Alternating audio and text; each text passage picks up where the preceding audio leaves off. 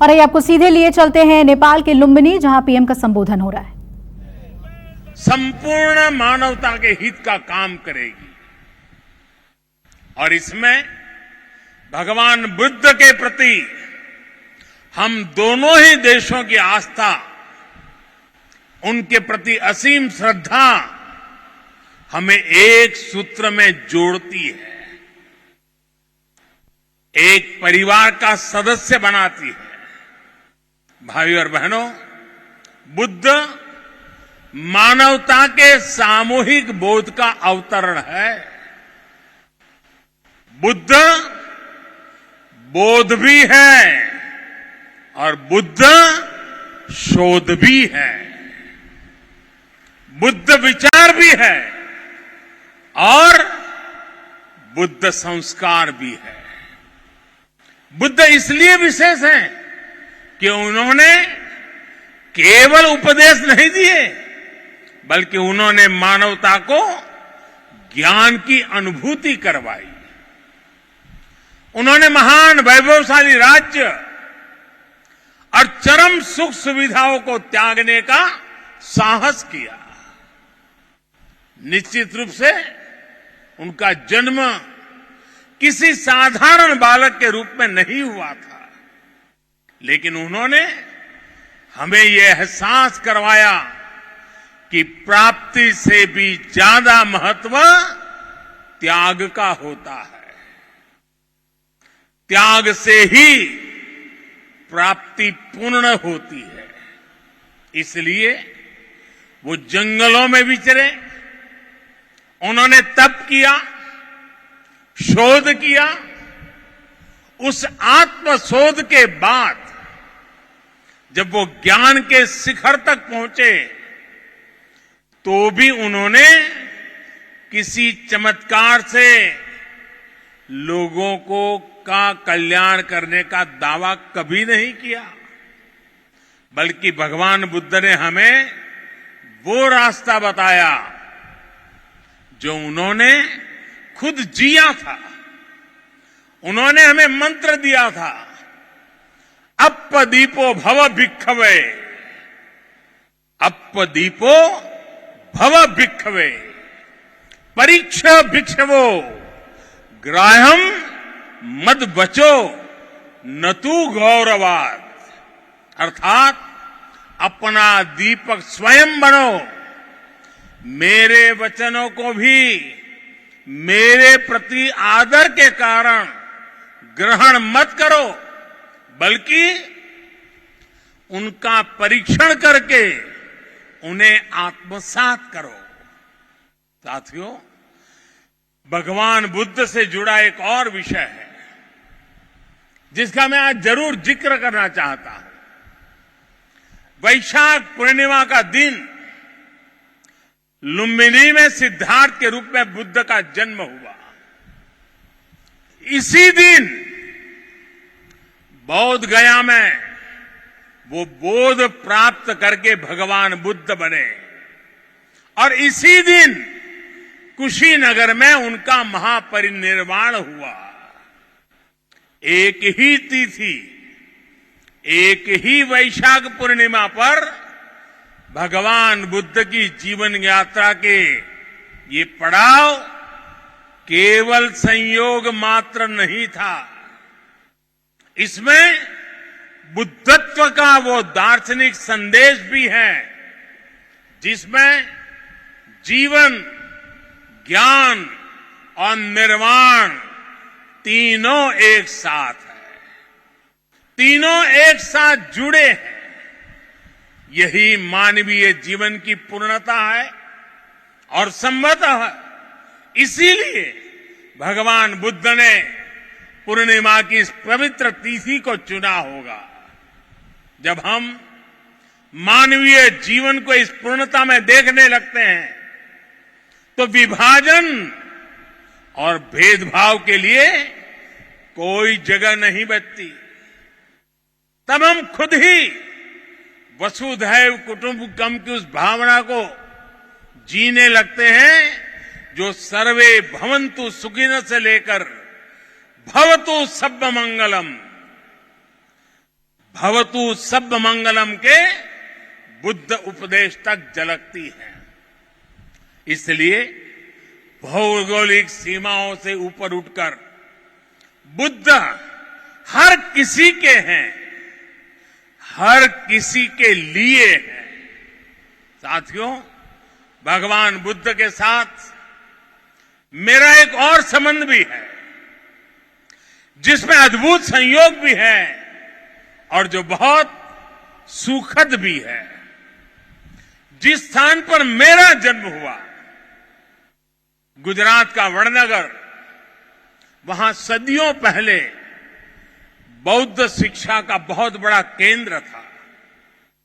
आज भी वहां प्राचीन अवशेष निकल रहे हैं, जिनके संरक्षण का काम जारी है। और हम तो जानते हैं, हिंदुस्तान में कई नगर ऐसे हैं, कई शहर, कई स्थान ऐसे हैं जिसको लोग बड़े गर्व के साथ उस राज्य के काशी के रूप में जानते हैं।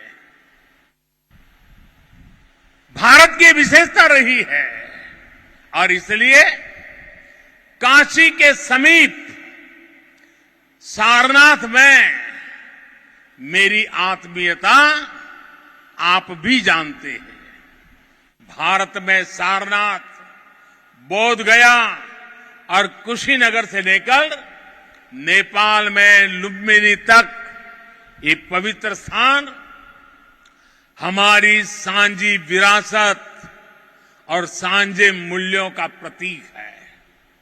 हमें इस विरासत को साथ मिलकर विकसित करना है और आगे समृद्ध भी करना है। अभी हम दोनों देशों के प्रधानमंत्रियों ने यहां India international centre for Buddhist culture and heritage का शिलान्यास भी किया है। इसका निर्माण international Buddhist confederation of India द्वारा किया जाएगा। हमारे सहयोग के इस दशकों पुराने सपने को साकार करने में प्रधानमंत्री देवबा जी ने उनका अहम योगदान है। लुम्बिनी डेवलपमेंट ट्रस्ट के अध्यक्ष के रूप में उन्होंने इंटरनेशनल बुद्धिस्ट कॉन्फेडरेशन को इसके लिए जमीन देने का निर्णय लिया था और अब इस प्रोजेक्ट को पूरा करने में भी उनकी ओर से पूरा सहयोग किया जा रहा है।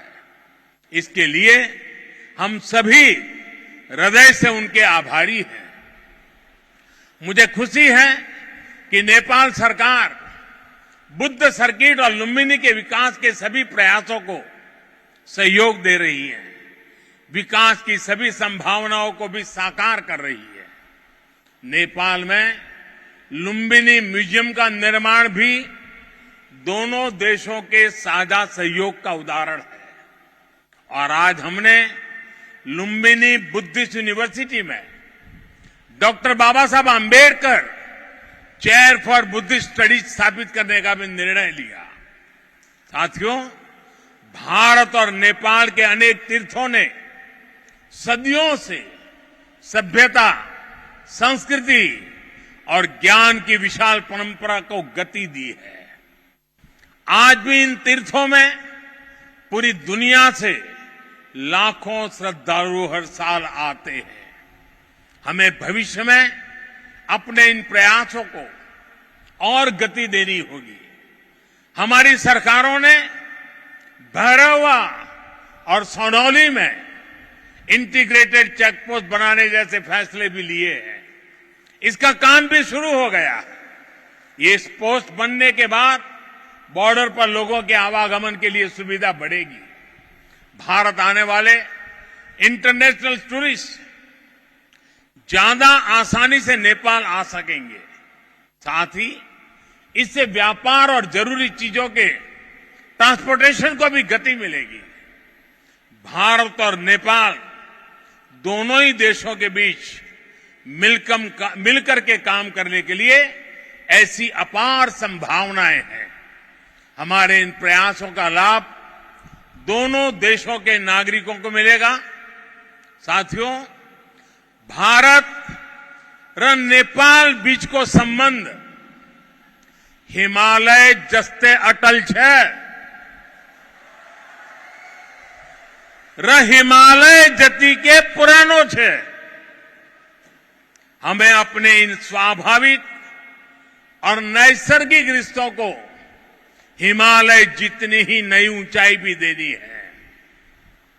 खान पान, गीत संगीत, पर्व त्योहार और रीति रिवाजों से लेकर पारिवारिक संबंधों तक जिन रिश्तों को हमने हजारों सालों तक जिया है, अब उन्हें साइंस, टेक्नोलॉजी और इंफ्रास्ट्रक्चर जैसे नए क्षेत्रों से भी जोड़ना है। मुझे संतोष है कि इस दिशा में भारत नेपाल के साथ कंधे से कंधा मिलाकर काम कर रहा है। Lumbini Buddhist university, Kathmandu university और त्रिभुवन यूनिवर्सिटी में भारत का सहयोग और प्रयास इसके बड़े उदाहरण हैं। मैं इस क्षेत्र में अपने आपसी सहयोग के विस्तार के लिए और भी कई बड़ी संभावनाएं देखता हूं।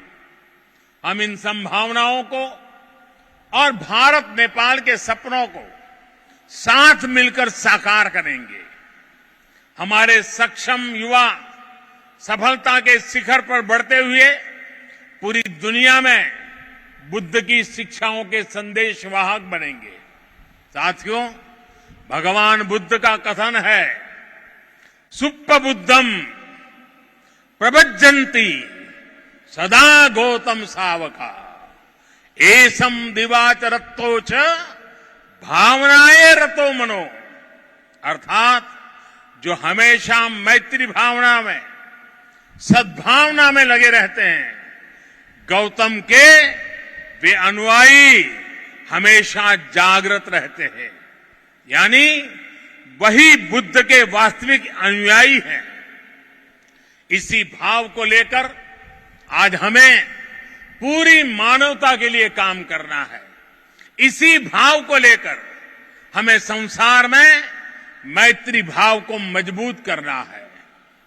भारत र नेपाल बीच को मित्रता ले यस मानवीय संकल्प लाई पूरा गर्न यसै गरी मिलेर काम गरी हने कुरामा मलाई पूर्ण विश्वास है। इसी भावना के साथ आप सभी को एक बार फिर से वैशाख पूर्णिमा की अनेक अनेक शुभकामनाएं। नमो बुद्धाय, नमो बुद्धाय, नमो बुद्धाय। नमस्कार, मैं हूं मानक गुप्ता। अगर आपको हमारा ये वीडियो पसंद आया हो तो इसे लाइक और शेयर जरूर करें। और हां, हमें सब्सक्राइब और फॉलो करना ना भूलें ताकि आप देश और दुनिया की कोई खबर मिस ना करें। तो जुड़े रहिए हमारे साथ और देखते रहिए न्यूज़ 24।